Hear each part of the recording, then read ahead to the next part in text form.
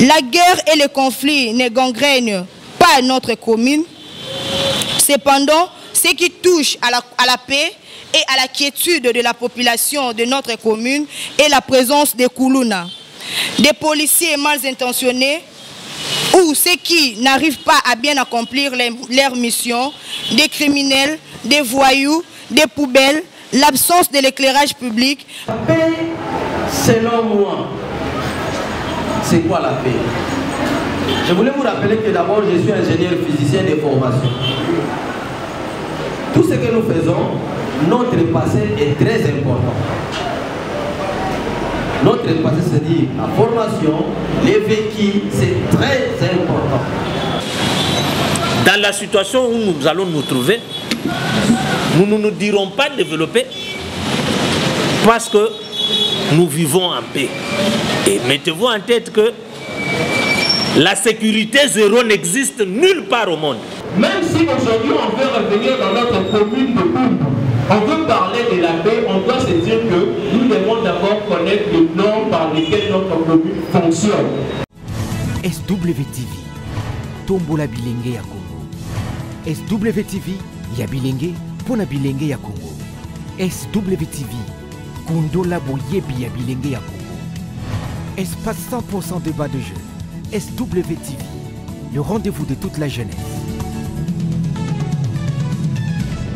SWTV, ya Bilenge, pe Pona Bilenge ya Congo.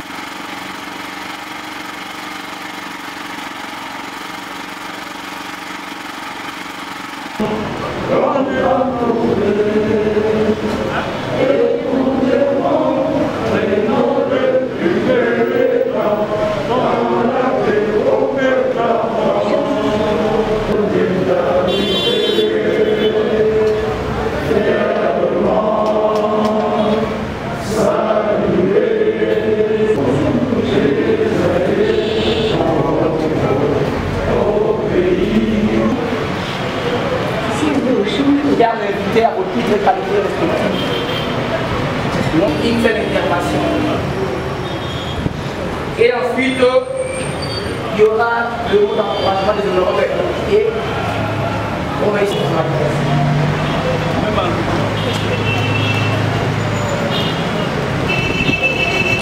de Monsieur le bourgmestre de la commune de Bumbu, chers invités, la paix est un état de calme ou de tranquillité, ainsi que l'absence de perturbations, de troubles, de guerres et de conflits.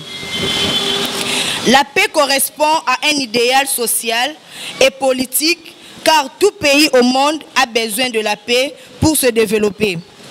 La République démocratique du Congo, notre cher et beau pays, en a aussi besoin pour se développer. La paix referme la sécurité de la population, de ses biens et des frontières.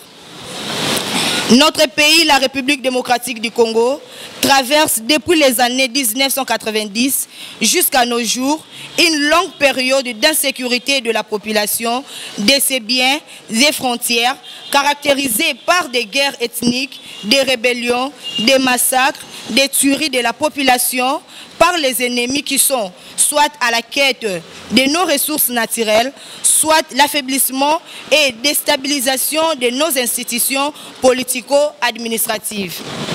C'est ainsi que depuis l'adoption par référendum de la Constitution du 18 février 2006, telle que modifiée à ce jour, et la première passation du pouvoir dans notre pays, la paix et la sécurité trouvent une place de choix au centre des cahiers de charges de nos dirigeants, car sans elle, il n'y a point de développement. Voilà la grande motivation de notre échange en ces jours. Monsieur le bourgmestre de la commune de Bumbu, chers invités, la commune de Bumbu est une commune parmi les 24 communes de Kinshasa, située, se trouvant dans le district de Funa, et elle est constituée de 13 quartiers. Cette commune compte plus de 329 234 habitants sur une superficie de 530 hectares. La commune de Bumbu est souvent confondue à la commune de Selembaou, dont les deux forment officieusement la communauté Gall et ceux qui y vivent sont appelés Gallois. Parler de la paix Échanger sur la paix, un atout pour le développement de notre commune, est un avantage capital et primordial, car ici, la paix signifie grandement la sécurité de la population, de ses biens, l'absence de tracasseries dans les secteurs économiques, commerciaux, religieux, de transport, socio-culturels, le manque d'eau potable, de l'électricité dans certains coins de la commune, de l'éclairage public et j'en passe. La guerre et le conflit ne gangrènent pas notre commune. Cependant, ce qui touche à la paix et à la quiétude de la population de notre commune est la présence des Koulouna, des policiers mal intentionnés ou ceux qui n'arrivent pas à bien accomplir leur mission, des criminels, des voyous, des poubelles, l'absence de l'éclairage public, le manque d'eau potable, la liste n'est pas exhaustive. Tous ces mots sont ceux qui rongent la quiétude et la paix de notre commune Bumbu. C'est ainsi, nous pouvons que l'implication d'une part de notre autorité politico-administrative, les services de sécurité, les notables ainsi que la population contribuera au maximum à l'instauration d'une paix durable qui apportera le développement dans notre commune, voire dans notre pays. Monsieur le bourgmestre de la commune de Bumbu, chers invités, permettez-moi de finir ces mots en disant que notre commune ou notre pays ne connaîtra jamais la paix et le développement si toujours nous qui sommes ici, nous nous accrochons au pouvoir. Je dis et je vous remercie. En face de vous, pour vous entendre, moi je ne suis pas venu parler, mais pour vous entendre parler du développement, d'abord de la paix, comme un tout pour le développement. Quand on parle de la paix, on suppose que on a affaire à une situation de sécurité. La sécurité peut être alimentaire, parce que quand on a mangé, on a résolu un problème. Et après avoir mangé, on peut se dire qu'on est en paix. La sécurité peut être la protection de son physique. Il vit en paix, mais il peut avoir le pain, mais il manque même de quoi se vêtir. Même une habitation décente.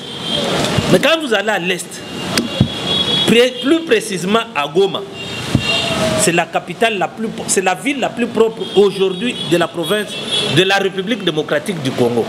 Pourtant, c'est à chaque heure que nous apprenons qu'à Goma on a tué, à Goma on a violé, à Goma on a fait ceci. Donc ce contraste-là peut nous amener à nous demander est-ce que la paix génère réellement le développement?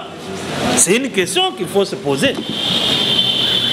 Parce que pendant la guerre, les gens profitent, ils se font des millions. Ils se font la santé financière. Et ils se rassurent d'une sécurité financière. Alors, cela nous pousse à nous poser la question, qu'est-ce qu'on doit attendre par la paix et qu'est-ce que nous devons attendre par le développement? Si nous arrivons à répondre à ces deux questions, je crois que dans la situation où nous allons nous trouver, nous ne nous dirons pas développer parce que nous vivons en paix. Et mettez-vous en tête que la sécurité zéro n'existe nulle part au monde.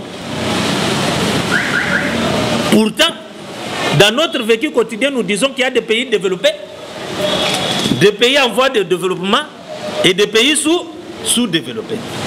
Ça peut aussi nous amener à nous poser des questions. Ce pays est développé par rapport à quoi? Et l'autre est sous-développé par rapport à quoi?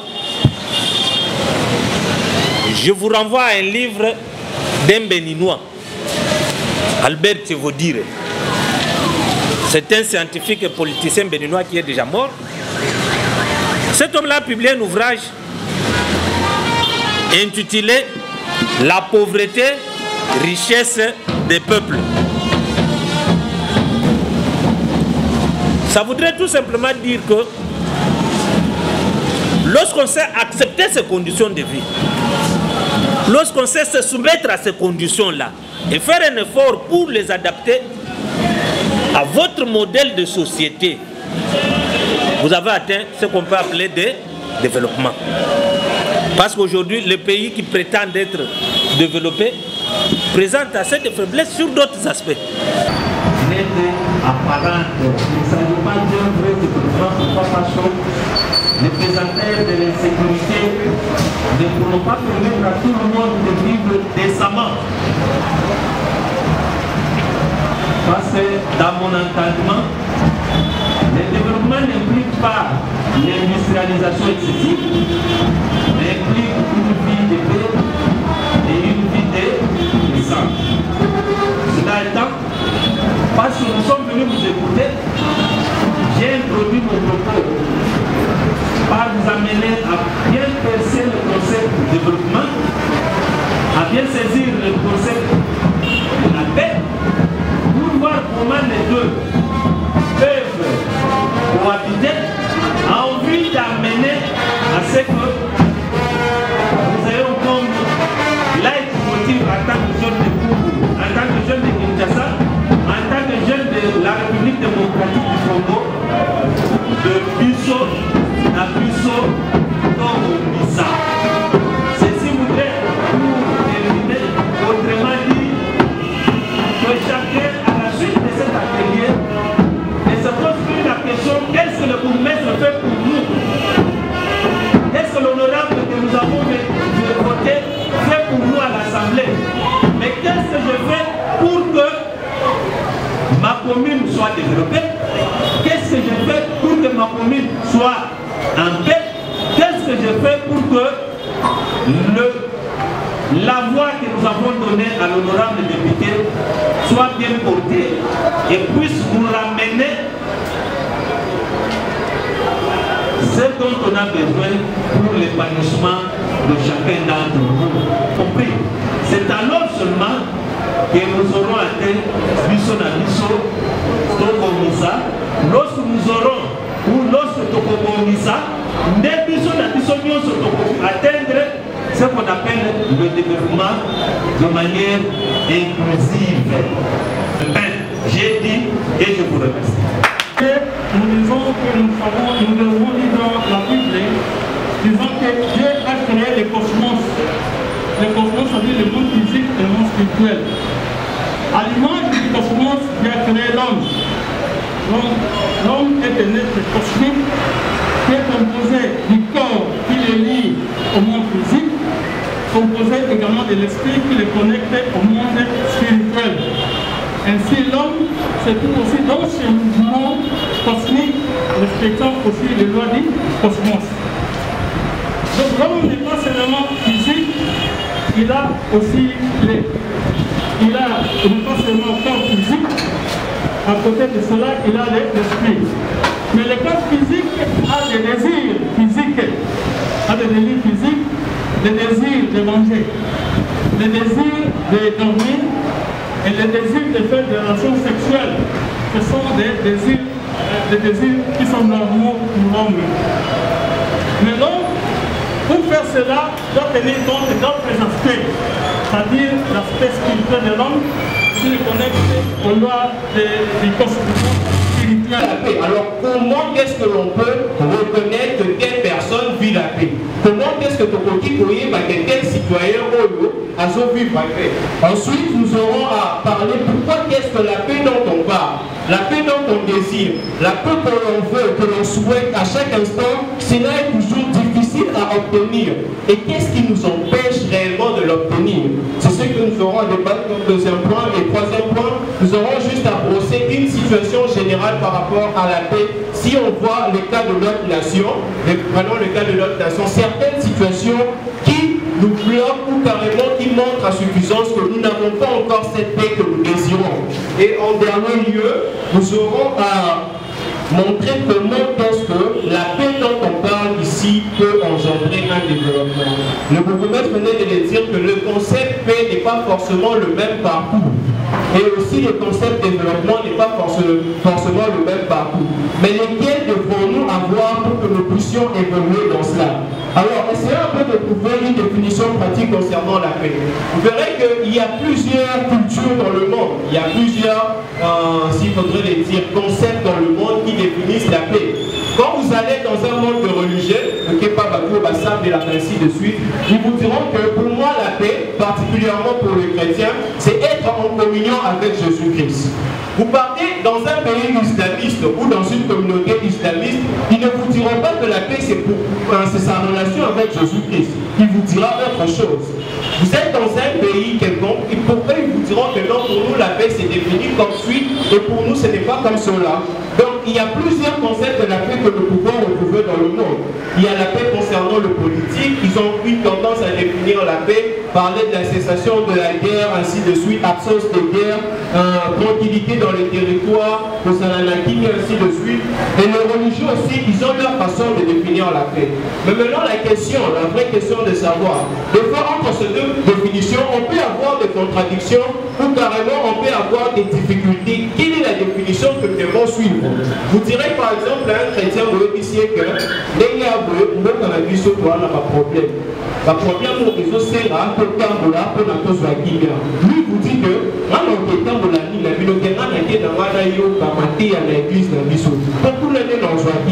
donc ce sont en fait ces concepts-là qui sont importants. Et ensuite nous avons le norme ou le loi ou carrément les réglementations.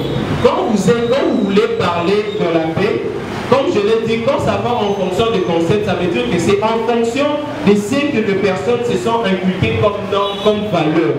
Pour les musulmans, ils ont leurs valeurs à part qui leur fait définir que la paix est comme ceci, comme cela. Pour les chrétiens, ils ont aussi une norme à part. Dans ma famille, ça dépend des cultures. Dans ma culture, vous savez que pour la mobile, il y a peut-être 2 ou 3 bases. Et ça, non, la culture, la vie. Et quand tu es polygame, tu te sens à l'aise. Mais dans notre culture, on te dit qu'il faudrait que ça la monogame. Donc, tout part en fonction de normes. Et concrètement, pour notre nation, si on veut parler de la paix dans la nation, il faudrait tenir compte de la Constitution. Parce que la Constitution, c'est la norme première d'une nation. Ce qui relie tous les citoyens de cette nation en une démarche donnée, c'est d'abord la Constitution. Sans la Constitution, on ne peut pas parler de la paix. On parlera de la paix sur base de quoi? Non. Comment est-ce qu'on dira que telle personne a violé la loi? C'est sur base de quoi? Sur la Constitution, non? Si la justice existe, c'est sur base de quoi? N'est-ce pas sur la Constitution et le nom du pays? C'est exactement sur base de ça. Et donc, même si aujourd'hui on veut revenir dans notre commune de Boumbu, on veut parler de la paix, on doit se dire que nous devons d'abord connaître les normes par lesquelles notre commune fonctionne, les normes par lesquelles notre commune marche. Quand vous partez à l'école, on commence d'abord par donner les règlements d'ordre intérieur, même si beaucoup parmi nous n'ont pas souvent cette tendance à les suivre de près, mais pendant on commence à vivre sur le règlement d'ordre intérieur. Et puis, on va les punir en fonction du règlement d'ordre intérieur. Donc, même si on veut parler de la paix, il faudrait tenir compte de ces concepts de normes ou de loi. Et en quatrième lieu, il faudrait tenir compte de l'espace.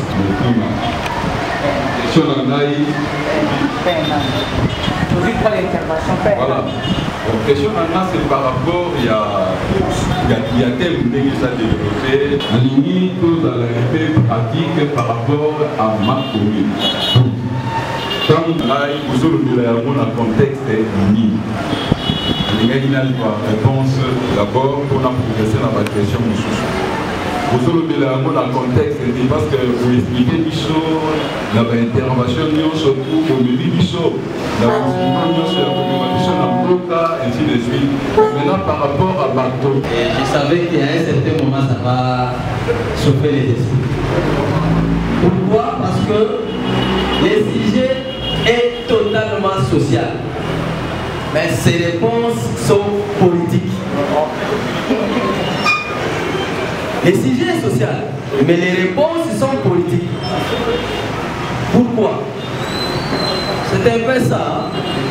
C'est ça le vrai problème. C'est dialoguer comme ça. Et on va tirer des conclusions, comme vous venez de dire, le mouvement Saint-Juin, des cahiers des charges, tout comme ça. Je vais revenir un peu en arrière. On dit la paix comme socle du développement. N'est-ce pas? Ils ont défini la paix. Hein. Mais les définitions, si on fait une évaluation tout à l'heure, tout de suite là, que chacun prenne un bout de papier, répondez c'est quoi la paix. En tout cas, il y aura un peu de problèmes. Parce que les définitions qu'on a données semblent être beaucoup et moins être maîtrisables. La paix, selon moi, c'est quoi la paix? Je voulais vous rappeler que d'abord je suis ingénieur physicien de formation. Tout ce que nous faisons, notre passé est très important. Notre passé, c'est-à-dire la formation, les vécus, c'est très important. Quand il s'agit d'une société comme par exemple les pays, c'est l'État à l'est de la société. C'est l'État à l'est de la société. Maintenant, pour que la paix soit le moteur du développement, on doit comprendre c'est quoi le développement. Il ne faut pas dire que moi je suis l'acteur du développement. Oui, mais le développement c'est quoi? Pour que toi tu en sois l'acteur. Le développement répond à 3 paramètres. Nous vivons ça tous les jours. Le premier paramètre, c'est la décentralisation. On ne peut pas développer le pays si vous êtes seul. Même ceux qui vont à l'église, Dieu, il fallait que lui seul a créé tout seul. Mais quand il s'agissait de créer les animaux, les forêts, les fleuves, la terre, les montagnes, il dit non. Il dit non, faisons. Il s'est associé aux autres.